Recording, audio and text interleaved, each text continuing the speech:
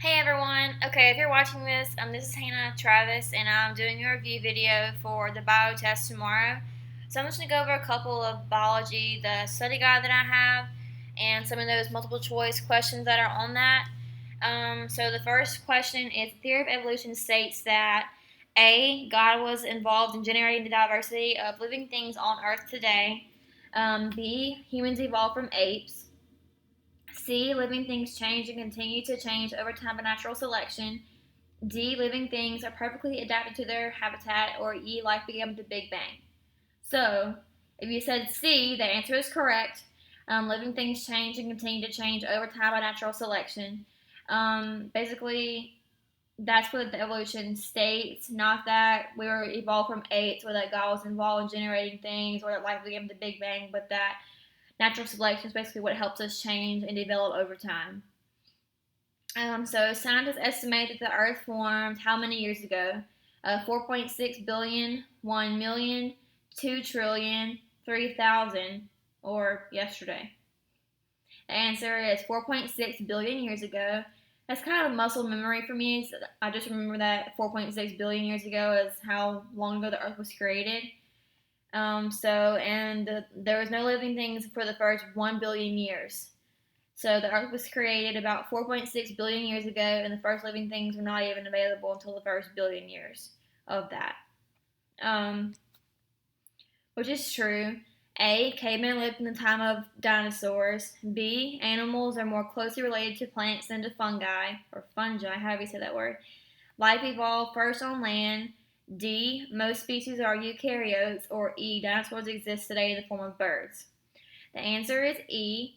Dinosaurs exist today in the form of birds. No, you don't see big T Rexes or velociraptors or anything flying around, but there are some birds, I guess, that are linked to dinosaurs, but they are still around today.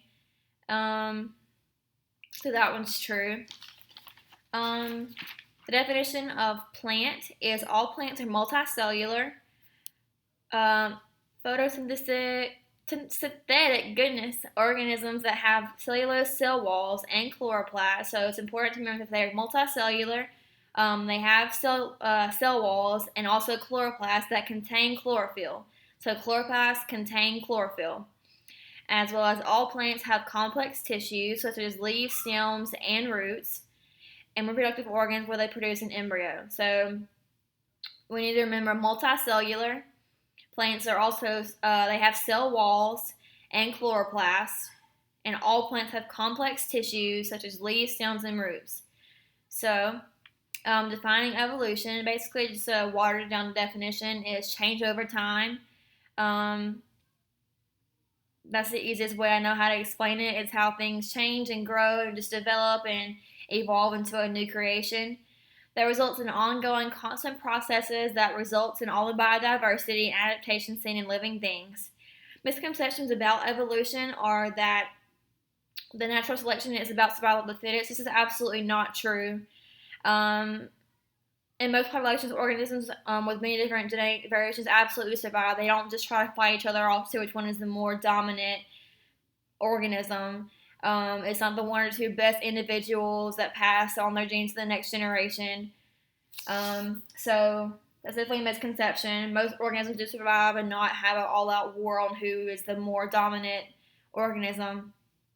Um, Another misconception about evolution is that evolution occurs only slowly and gradually. While they can occur slowly and gradually, it can also occur very rapidly. So it's important to just remember that while they can also occur slow and not very fast, they can also occur rapidly and pretty fast.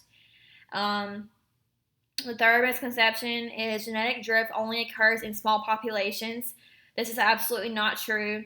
The process occurs in all populations, whether large or small. It can occur big or little, or fat or skinny, but it's definitely not just small populations. It's all populations. So, I know I have some more, but that's your basic definitions. That's a couple of the learning objectives, to know the three misconceptions of evolution and to be able to define plant. Um, So I hope y'all enjoyed this quick little exam review. I hope I can explain it a little bit better. So thanks for watching.